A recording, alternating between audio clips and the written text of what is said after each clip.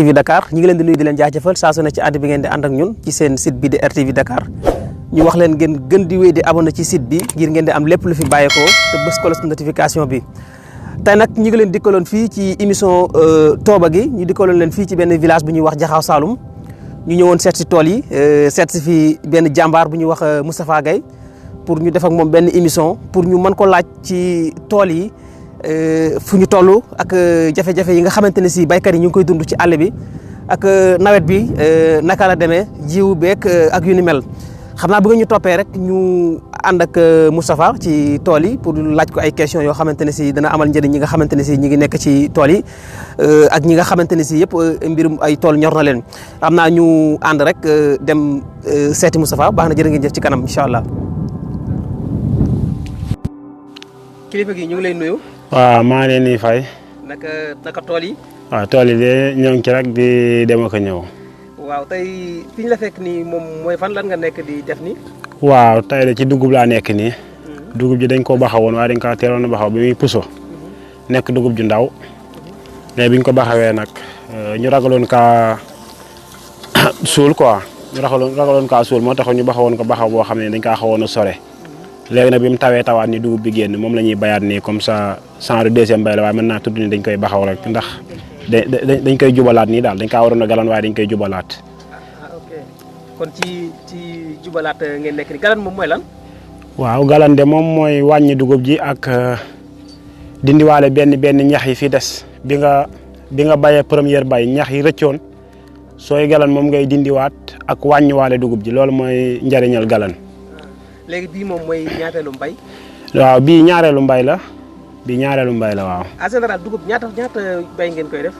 dugub ji waaw dugub ji daañu ko bay ñetti mbay daal mooy norme bi. moom moo jaadu quoi. waaw moo jaadu. lii bii mooy deuxième mbay mi. waaw bii mooy deuxième mbay mi waaw. waaw léegi yow noo gisee tool yi ren. tool yi de ren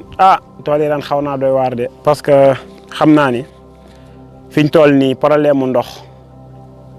ndox am nañ ko ñoo ngi ñaan yàlla nag ndoxum jàmm ak salaam parce que daal gàncax gi soxla na ndox bu baax a baax.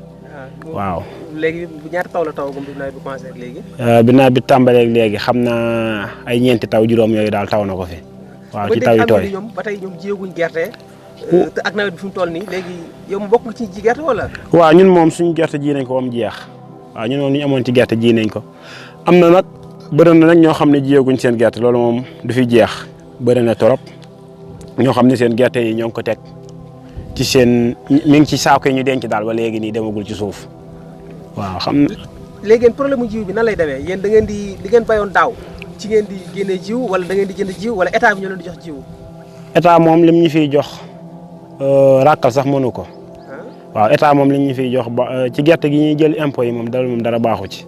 ñun ñooy def suñ propre moyen pour dem wuti jiw. waaw jéem a taqalaatu sonnaatu ba am suñ 2 kilo ñett ñëw ji ko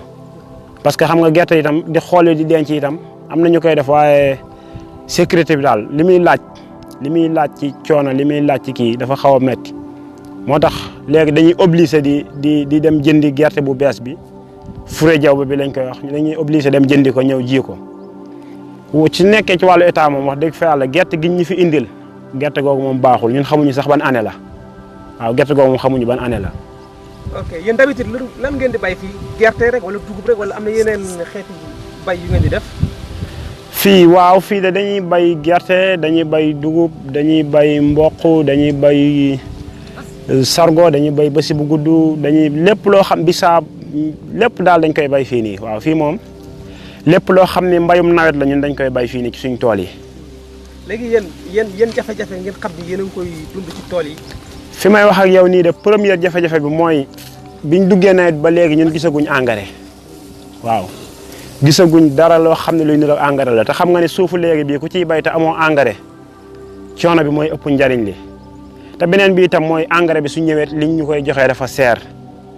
même jiwu boobu nga doon wax noonu ci jiwu gerte gi ren parce que liñ ñu ko joxee métti na trop ndax xam nga ni jiwu soo ko dee jëlee ay 460 te ñu ni état moo la ci jàppale moo la def nii xam nga loolu itam dimbaliwul baykat te baykat wax dëgg fa yàlla bokk na ci ñi nga xam ni war nañ kaa mën a may doole ndax bokk na ci ressources yi nga xam ni bokk na ci li gën a dimbale réew mi daal waaw ku xam Sénégal xam ne bay am na fi doole. te jiw bi tim du am qualité. non jiw bi moom baaxul jiw bi moom dafa baaxul jiw bi moom liñ fi génnee woon ñi ma gis ñu génnee jiw yëpp ñii segal nañ ko diw gi sax neexul waaye segal nañ ko ñii def nañ ko lii lii def nañ ko lii waaye ci wàllu ji moom kenn sañu kaa ji parce que ku ko ji dalay leen da ngay sonal sa bopp waaye li ngay ji baaxul waaw. léegi ñu dellusiwaat rek ci dugub ji comme ñu ngi ci toolu dugub bi nekk nii léegi dugub ji nii moom yow bi nga ko jéeg léegi ñaata semaine lay toll. lii xam naa mi ngi war a toll ci ay ñaari semaine léegi nag soo gisee li tax mu xaw a kii nii mooy biñ koy ji ci bàq yi ci deuxième bàq bi xaw ma troisième bi lañ ko ji bokkut ak dugub yi ñu faru comme ça maa ngi doon expliqué naan la soo nekkoon fekk nañ ci tool yi mag yi comme ça liñ njëkkoon a ji da nga gis gàncax gu kawe gàncax gu rafet di xaar ndox. waaw léegi foofu faru moom mooy lan faru. waaw faru moom avant muy taw nga koy def soo demee ba yëg ni mi ngi bëgg a taw ak nawet jub si naag yooyu noonu nga dem ji sa dugub di xaar mu taw su tawee mu sax nga mën a dem defi leneen waaw temps boobu noonu nga waroon a nekk di ji dugub rek defi affaire it nga mën a dem defi leneen beneen bi itam mooy mën na laa dimbali ci ñiy lekk gàncax yu ndaw yi bala ñuy jug fekk moom mu xaw a am kàttan tuuti quoi ba dootuñu ko mënal lu bëre. ok mais dugub rek la ñuy faru. waaw sans départ rek gerte sax nit mënees na kaa faru waaye nag kóolute googu noonu ñu ko am bëreetul waaw kóoluteeg jël gerte di ko faru loolu moom sama genre gi yëpp ñemewuñ ko ndax xam nga itam su nekkee ni gerte gi presque da ngay jënd kilo 1000 francs presque loolu noonu bala nga kaa ji da nga am kilo wóolu xam nga nawet moom da ngay wóolu di def rek waaw waaye daal bala ngaa ji moom da nga am loo xam ni rafet nga njort trop ni lii nii su ma ci defee sama gerte mën na kaa saxal. waaw te dañu gis léegi nawet léegi moom maanaam natt ko yombut ndax dañuy gis des fois ndox mi day teel a ñëw dem ba ci digg mu arrêté wala bon buñ demee ba ci digg bi affaire yi taw ba ñu koy gàncax gi di soxla ndox yooyu yëpp dañ koy gis ci nawet yu mujj yi daal. waaw nawet léegi moom nawet yu kéemaane lay doon xam nga suñ borom moom ay mbiram desu ko natt waaw da ngay def rek te bàyyee ko waaye su mel ne comme ça genre nawetu daaw bi xam nga nawetu daaw bi kenn ñëwul wax ni ndox moo ko yàq ndax daaw lim taw ñun biñ xàmmeeg léegi li ñuy gis muy taw lu ñuy toll bëriwul te daaw gis nga dañoo dem ba ci finition yi nga gis dugub ji ni mu mujj a mel ànd ñuul kooku waaw daaw moom wax dëgg fa yàlla biñ demee ba yaakaar ni récolte mooy waaj a des gis nañ ni gàncaxu dugub bi moom dafa mujj am ngànt. waaw loolu nawet moom looloo ànd. waaw xam naa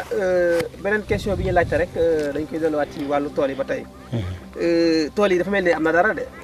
waaw tool yi de tane na rek waaw comme que ñun yàlla def na bëgguñoo sàcc bëgguñoo def leneen suñ gisee foo xam ne dañ fa mën a daan doole dañ fa nekk di kurti waaye nag li doon gën a neex daal mooy ñi nga xam ne ñun ñoom lañ dénk suñ bopp pour ñu taxawuñu ci wàllu moyen ñu dimbale ñu parce que itam. état de xaw ma ñan la jàppale maa ngi dégg nag fan yi ay machines yi ñu wax ni joxe nañ ko affaire yooyu noonu loolu ñoo ngi koy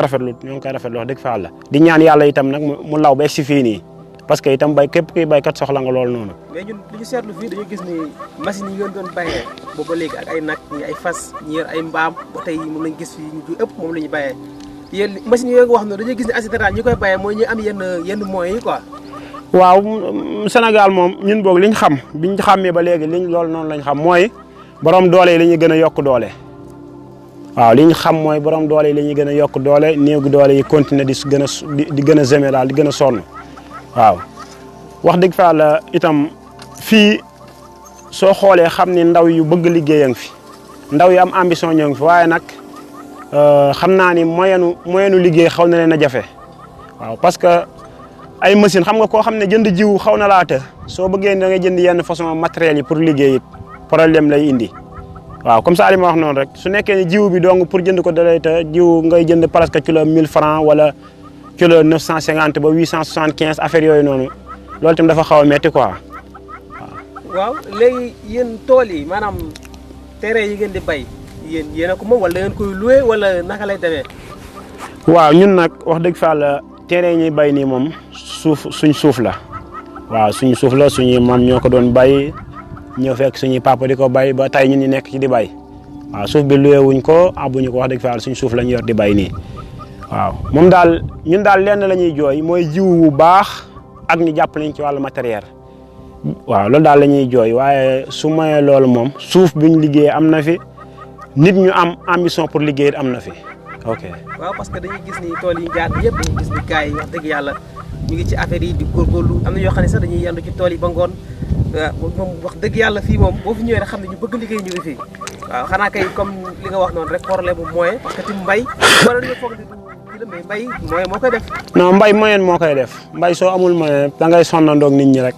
waaye njëriñ li du bëre beneen bi itam mooy tey ñun baykat yi su nekkee ni comme ça li ma la wax dañuy jënd kilo heure bi kilo 900 kilo 1000 francs nga pare ñun la kaay jaay 225 wala kaay jaay 250 max loolu itam xam nga ni taxul avancement gaaw loolu itam xaw naa métti trop ba pare beneen bi itam mooy baykat gis nañ ni dañ kaa jël def ko wukaay daal waaw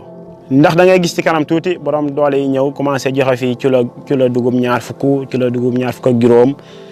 gars yi li ñuy sonn nii di ko kër yi nii xam nga suñ demee ba digg nawet mois de août nangam côté yooyu noonu pour nga am loo lekk sax te war a nekk ci tool yi problème lay doon léegi nag dañuy ñëw mën naa wax ni genre dañ lay jënd daal ndax dañ lay wan ba nga gis ñu téye seen yëf léegi da ngay obligé joxe lu baaxul nan ngay joxe lu baaxul mooy da ngay jël jiwu da ngay jël kilo dugub nga nangu kaa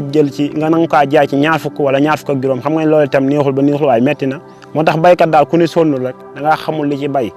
waaye baykat sonn dëgg la def ndax dañ koy utiliser. ok waaw xam naa sëñ Moustapha ñu wax la rek mooy sa kàddu yu mujj comme yaakaar naa question yi nga xamante ne si wala lépp loo xam ne bëgg nga koo dolli. comme état bi ak ñi nga xamante ne si borom doole lañ ñu mën a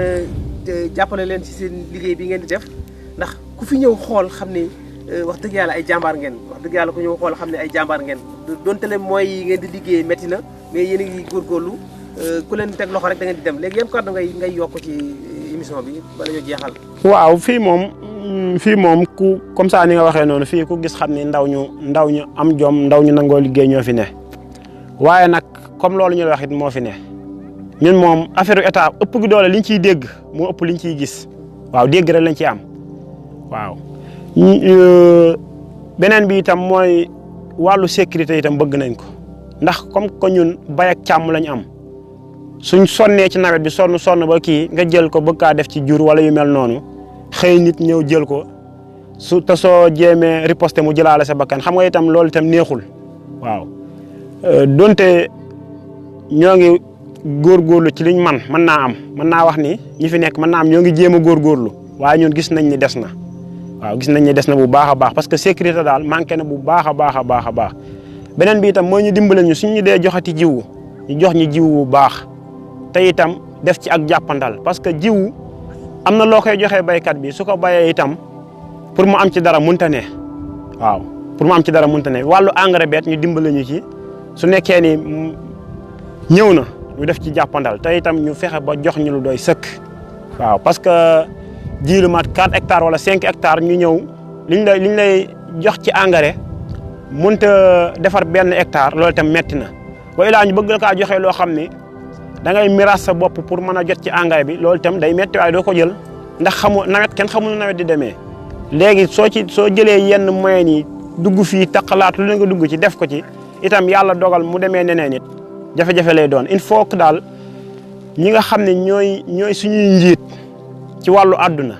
il faut ñu dimbale ñu xam ne ñun kat ñu bëgg a liggéey lañ te itam ndaw yu pasteefu ñoo fi ne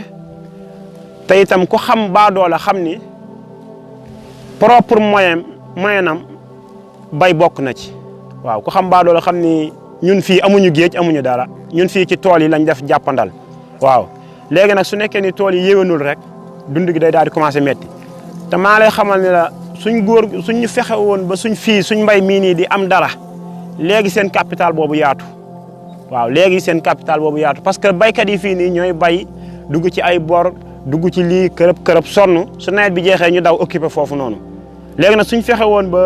ba jàppale ñu ba am ci mbay mi dara suñ paree ñun mën nañoo investir fii nii jëm cee taxawal yeneen ba tool yi ñëwaat su ko defee seen capital mën a yaatu waaw ñoo ngi gërëm bu baax a baax na. kàddu yi am na solo xam naa am lu ñu fàtte woon rek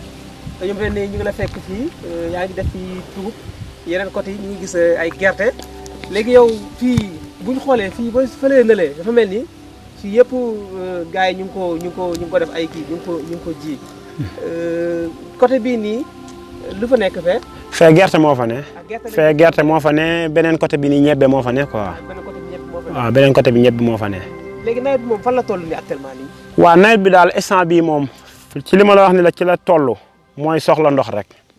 ndox daal ndoxum jàmm ak salaam daal ñu ngi koy ñaan. waaw à part loolu nag li ma la wax it wàllu engrais bi waaw parce que daal ñi denc seen jiwu ñoom tam suñ gisul engrais boo xam ne yaakaar nañu suñ jiyee lii dina leen jàppale pour parce que xam nga ji mi ngi bëgg a commencé tardé léegi nag soo jiyee nag te amoo leneen lu ko mën a may doole loolu moom bul xam li nga ji nu muy mel waaw ñeneen ñi ji ba pareet gàncax gi parce que fi mu nekkoon soreegu fa ndax lan amagul lu ko may doole kon nag il faut engrais bi ñëw pour mën a jàppale gàncax gi baykat yi mën cee am liñ bëgg. ok jërëjëf.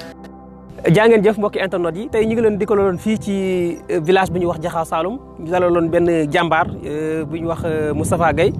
mu ñuy expliquer seen jafe-jafe yeeg ak fu tool yi toll ak yan problème la ñuy jànkonteel ci tool yi ak bu ñu commencé di liggéey matériel yeeg jafe-jafe yoo nga xamante ne si yëpp ñu ngi koy dund te baykat yëpp di ko dund yu bare bokk